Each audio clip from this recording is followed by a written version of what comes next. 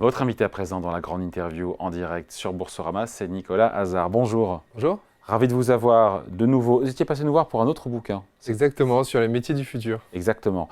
Là, on parle, c'est aussi notre futur et il s'agit du sort de la planète et de l'humanité. Je rappelle, vous êtes chef d'entreprise, fondateur, président du groupe Inco, auteur donc de Happy End, 30 solutions, 30 actions pour relever le défi écologique. Sans greenwashing ni décroissance. Et c'est ce mot-là, décroissance, évidemment, qui me saute aux yeux parce qu'on avait Jean-Marc Jancovici, qui était à votre place il y a cela c'était fin août, et qui nous disait au contraire, et vous connaissez sa thèse, que la décroissance, il le dit clairement, est inévitable pour relever le défi de la transition écologique. Il dit bien que pour stabiliser le système climatique mondial, il faut totalement arrêter dès aujourd'hui d'émettre du CO2, si vraiment on voulait respecter l'accord de Paris et les 1,5 degrés de hausse des températures d'ici 2100. Voilà. Donc vous dites totalement le contraire. En fait, je dis surtout que moi, je suis un peu désespéré par le débat actuel. Soit on a l'impression qu'il faut continuer comme avant et que finalement, il y a des technologies qui vont nous sauver. Soit on nous dit qu'il faut tout arrêter. Et moi, je pense qu'il y a une troisième voie, justement.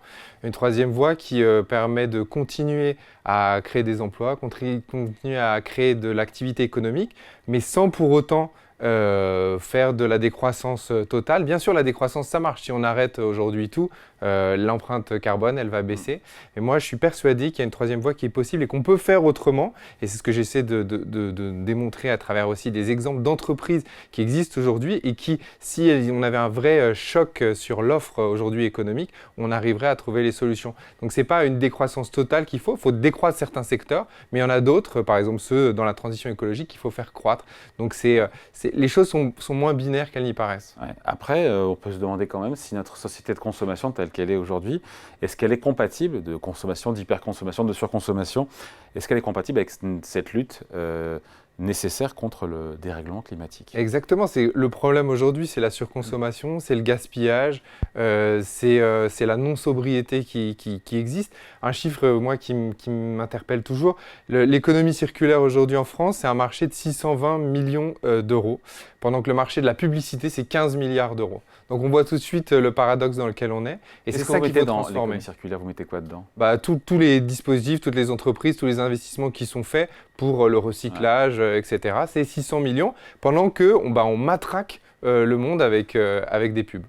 Mais ça peut continuer longtemps comme ça? Et donc voilà, donc comment on fait? Alors oui, si on fait de la décroissance, c'est sûr que ça marche. Mais aujourd'hui, la décroissance, la société n'y est pas prête. On est incité, même d'un point de vue neuronal, à longueur de temps, on est toujours incité à consommer, etc. Mais ce qu'il faut faire et ce qu'il faut regarder aujourd'hui, c'est qu'est-ce qu'on consomme. Et aujourd'hui, il y a des produits, il y a des services qui existent qui permettent de moins polluer et d'arriver à ces objectifs de décarbonation. Par exemple, des exemples, parce que c'est ça le principal, c'est 30 entreprises aussi dans ce livre qui montre qu'on peut faire autrement. Par exemple, une société qui s'appelle Polymaris en Bretagne. Polymaris, elle travaille pour les cosmétiques, L'Oréal, Estée Lauder, Chanel, etc.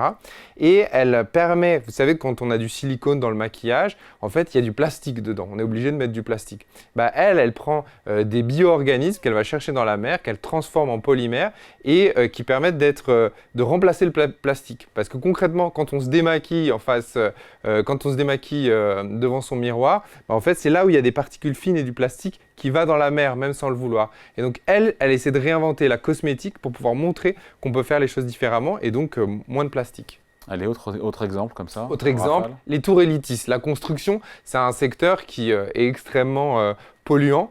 L'entreprise Elitis, à Dijon et à Strasbourg, elle construit des bâtiments à énergie positive. C'est-à-dire que le bâtiment, et c'est des grandes tours qui existent, donc on fait du logement pour le plus grand nombre, et ces tours-là, elles produisent plus d'énergie qu'elles n'en consomment. Pourquoi? Parce qu'elles ont conçu d'une manière éco-conçue leur bâtiment, qu'elles ont mis des panneaux solaires, qu'elles ont permis de travailler autour de la sobriété aussi énergétique. Et donc voilà, ça permet de plus de créer d'énergie que d'en consommer. Un autre exemple est Ciment Hoffmann en Vendée, qui est une expérience absolument extraordinaire. Le ciment, c'est 8% de l'empreinte carbone qui existe. Et eux, ils ont transformé, plutôt que de prendre du calcaire, ils prennent des objets industriels qui sont à la casse et ils l'utilisent pour créer du ciment qui est 80% moins créateurs et émetteurs de CO2. Et aujourd'hui, on pourrait résoudre une grande partie. Donc, il y a plein de boîtes. Et ces boîtes-là, le problème, c'est qu'on n'investit pas dedans. Il faut qu'elles passent à l'échelle. Elles doivent passer à l'échelle, mais on doit investir dedans. Ce qui est fou, c'est quand on regarde les chiffres, et c'est ça moi qui me rend fou, c'est qu'il y a aujourd'hui que 10% de notre investissement en R&D, que ce soit public ou privé, qui va dans des technologies, dans des solutions d'énergie, de transition et d'énergie verte et des entreprises à décarboner.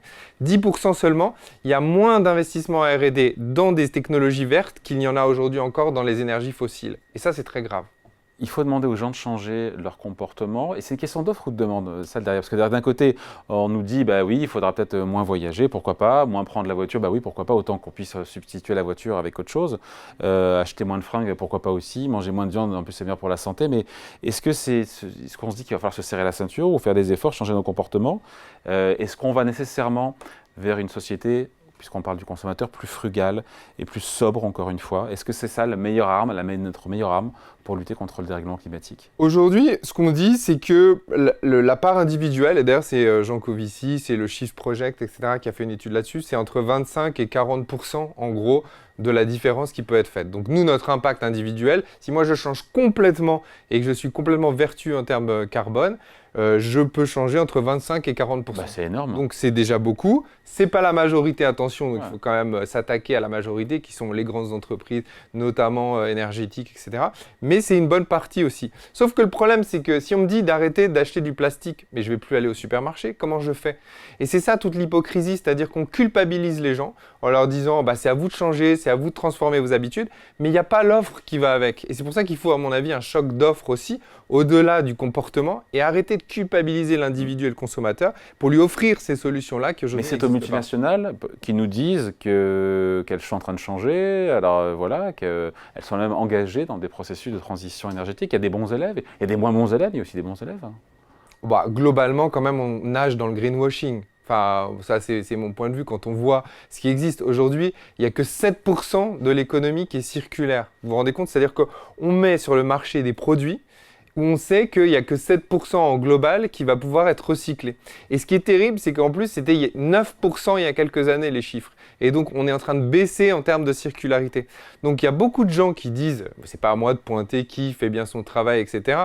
Mais il y a beaucoup de gens et beaucoup d'entreprises qui disent qu'elles font des choses et pourtant, on n'est pas sur la bonne voie du tout. Donc, le verdissement de beaucoup de grandes entreprises n'est que de la façade, ce ne sont que des paroles. Exactement. Beaucoup de greenwashing et je pense que les consommateurs le voient bien et le savent bien. C'est beaucoup de... Alors, je dis pas que les gens dans les entreprises sont pas motivés et y croient, mais globalement, il faut regarder les chiffres et c'est les chiffres qui comptent. Et moi, c'est ce que j'ai essayé de faire dans Happy End, c'est de regarder vraiment les chiffres et on se rend compte que il y a 10% seulement de notre argent qui est investi dans la finance, dans des entreprises à impact environnemental fort. Il n'y a que 7% de l'économie qui est circulaire. Il n'y a que 13% d'énergie renouvelable. On voit qu'on est vraiment au début. Si les consommateurs demandent des produits plus écolos, plus durables aux multinationales, elles seront obligées de changer. Elles seront obligées de changer, mais le problème, c'est qu'elles ne sont pas assez contrôlées là-dessus. C'est-à-dire qu'aujourd'hui, on le voit, par exemple, dans la finance, tout le monde se ripollinise en vert et dit qu'ils font des fonds verts, etc. Quand on va gratter dedans, il y a encore, dans les portefeuilles de ces fonds soi-disant verts, plein d'études qui sont sorties là-dessus, il y a encore beaucoup d'énergie fossile qui existe. Donc à un moment, les labels... L'idée, c'est d'accompagner ces acteurs-là qui sont en transition, qui font du fossile, mais qui doivent montrer patte blanche et montrer que ces boîtes-là sont vraiment dirigées vers des modèles plus vertueux. Et le problème, c'est surtout qu'on ne contrôle pas ces labels qui existent. Par exemple, sur l'énergie qu'on consomme, l'électricité qu'on se consomme, il y a un label qui existe, qui est un label d'énergie verte. Tout le monde l'a en gros, tous les opérateurs l'ont, qu'importe le mix. Nous, il y a une entreprise, et d'ailleurs qui est citée dedans, qui s'appelle Enercop, qui elle est sur du 100% renouvelable, donc vraiment, voilà, 100%, elle a le même label. Et donc l'ADEME a été obligé de créer un autre label, plus vert que vert, pour pouvoir identifier ceux qui font vraiment du 100% renouvelable de ceux qui n'en font pas. Et donc il y a une sorte d'hypocrisie aussi, y compris vis-à-vis des pouvoirs publics, qui ne contrôlent pas assez ce genre de label. Donc pour vous, c'est aussi une question de rentabilité. Les grandes entreprises ne veulent pas sacrifier leur rentabilité de court terme. En même temps, c'est du bon investissement aussi que d'être plus vertueux.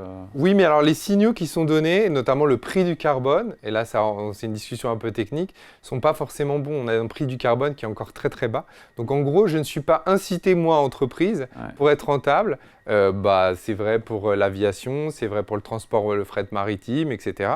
Je suis encore très subventionné autour des énergies fossiles. Si on me donnait le vrai prix du carbone, pour ces industries-là, elles seraient bien évidemment obligées en termes de rentabilité pour le faire. Non plus, le prix du carbone, il est en Europe, mais il est aussi aux États-Unis, et s'il faut aussi rester compétitif par rapport à l'Asie, par rapport Oui, mais par exemple, il y a un dispositif au niveau européen qui est l'ajustement aux frontières sur le carbone, qui fait que quand on importe un produit de l'extérieur, ça c'est une mesure qui a été lancée par l'Europe il n'y a pas longtemps, qui est plutôt très très bonne. Si on importe un produit qui a une empreinte carbone supérieure, par rapport à ce qu'on paye nous pour une entreprise locale qui le fabrique, il y a un surplus qui est payé, une sorte de taxe à l'import. Le problème, c'est que c'est un mécanisme d'ajustement aux frontières qui est très intéressant. Et ça, je pense qu'on va y aller de plus en plus. Parce que ce n'est pas juste que d'autres, finalement, puissent fabriquer et vendre chez nous derrière, alors qu'ils ne font aucun effort d'un point de vue climatique. Donc ça, il faut le faire. Mais aujourd'hui, on ne le fait que sur certains biens, notamment sur l'acier, etc. Et il faut vraiment l'élargir et l'étendre. Mais il y a un arsenal qui existe, en tout cas, et qu'il faut pouvoir développer. Donc la solution, on part du principe que la décroissance, pour vous, n'est pas une solution.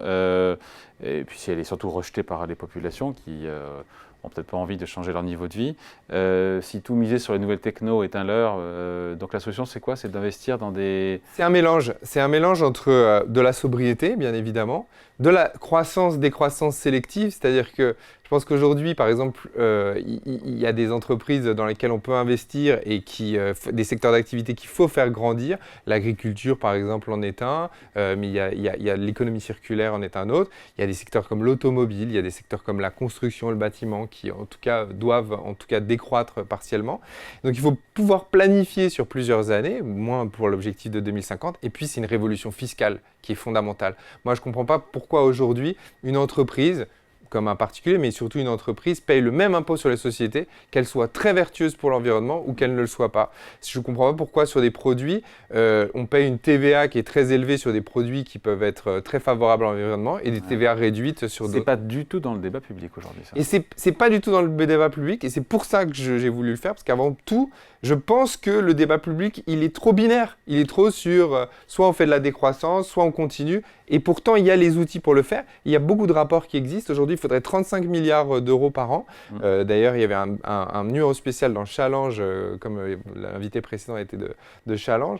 Là-dessus, 35 milliards d'euros par an jusqu'en 2050. C'est 10% à peu près du budget de l'État. Et ça permettrait de décarboner l'ensemble de l'économie jusqu'en 2050. L'État vient d'annoncer 7 milliards d'euros de dépenses publiques. C'est Elisabeth Borne qui l'a annoncé. En plus, en 2024, en faveur de la transition climatique. Ça y est, on commence à mettre les moyens, c'est toujours pas assez, mais en même temps... on bricole quand même, on est encore sur du bricolage et on fait des chèques un peu à gauche, à droite. Mais il n'y a pas de vraie ligne directrice, il n'y a pas de vraie planification aujourd'hui qui existe. Il faut aller plus loin. Mais en tout cas, c'est la bonne direction, mais il faut toujours aller plus loin parce que les solutions existent et parce qu'on a les moyens de faire autrement. La transition climatique, on finit là-dessus, Nicolas Hazard, qui va quand même coûter plus cher, il faut l'expliquer, qui est source d'inflation, qui a coûté plus cher, encore une fois, parce que les énergies décarbonées, c'est plus cher que le fossile, c'est comme ça. Exactement, c'est comme ça aujourd'hui, mais la trajectoire qui existe, elle est très très prometteuse, notamment sur des énergies type... sur les énergies renouvelables, notamment sur le solaire. On ne s'attendait pas sur les 10 dernières années à ce que ça baisse autant en termes de prix. Et donc, il n'y a pas de raison pour que ça ne continue pas. Donc, il faut investir sur ce qui demain sera en tout cas notre solution pour une économie décarbonée. Voilà, une France optimiste décarbonée en 2050, c'est possible. C'est signé Nicolas Hazard et c'est aux éditions Flammarion. Merci à vous. Merci à vous. Au revoir.